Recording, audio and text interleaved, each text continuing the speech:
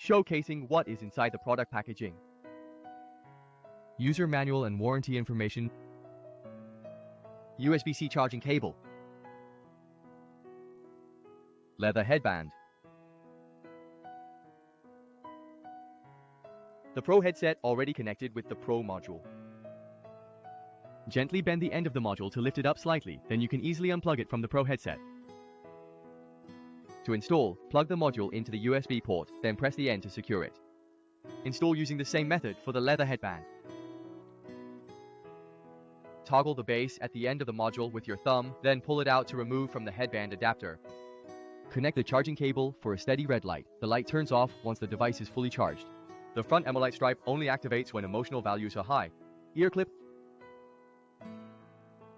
elastic Velcro strap, metal electrode patches, leather headband, adjustable elastic band with 3 gold metal EEG electrodes, PPG heart rate and temperature sensors. Here is an incorrect way to turn on the device which may cause the accelerometer initiation failure. The correct way is to lay the module flat horizontally before turning on the device. Put on the Pro headset with the module on the right side and the ear clip on the left. When worn correctly, you'll feel a vibration from the module confirming proper placement.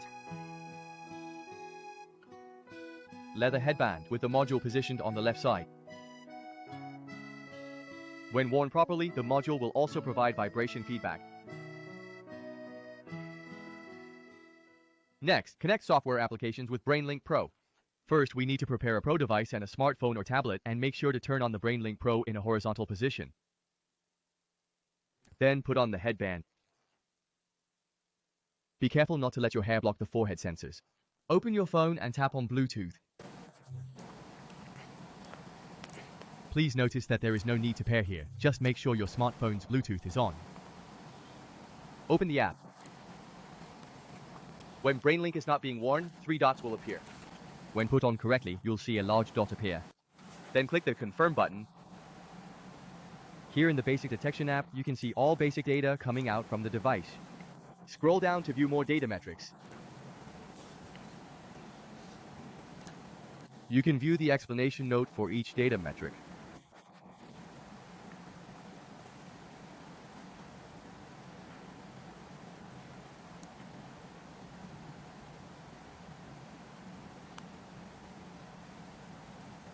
Once the collection is complete, you can save the section as logs.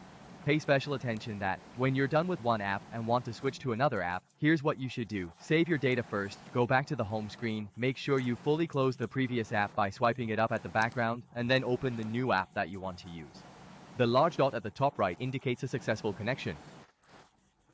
An incorrect demonstration when you need to switch between apps. If you open the app without clearing it from the background first, this will prevent the app from connecting. Now, we need to close the previous app by clearing it from our background, and then go back to the app we want to use instead. This is how to establish a successful connection when switching between apps.